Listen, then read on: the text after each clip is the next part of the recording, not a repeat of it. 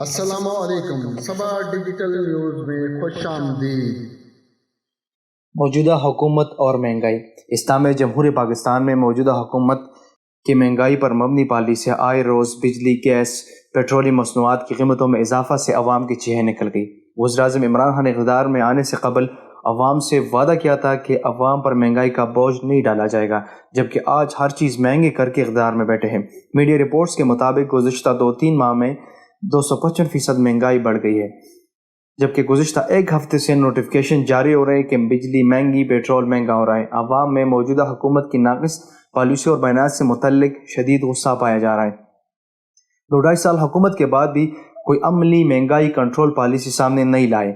عوام کا کہنا ہے کہ عمران خان جس چیز کا نوٹس لے لیتے ہیں وہ چیز تو یا غائب ہو جاتی ہے یا مہنگی، اسی لیے عمران خان کو کسی چیز کا نوٹس نہیں لینا چاہیے۔ دوسری جانب ملک کی سیاسی جماعتیں مہنگائی کے بجائے ذاتی جنگ لڑ رہے ہیں۔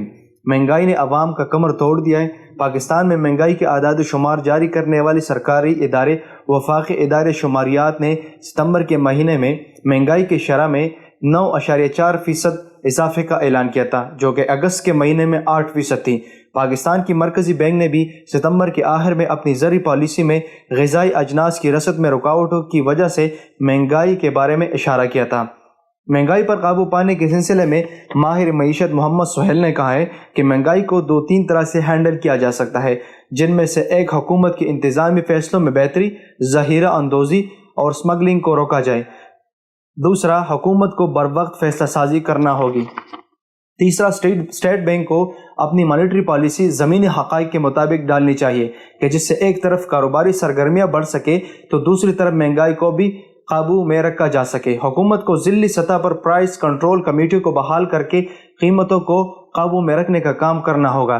پاکستان کے زرعی شعبے پر خصوصی توجہ کی ضرورت ہے۔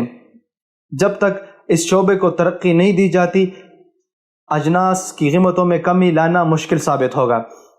ملک میں اس وقت شدید سیاسی افراتفری جاری ہے، لیکن اس سارے معاملے میں عوام کو سہولت کے لیے کوئی اقدامات نظر نہیں آ رہے۔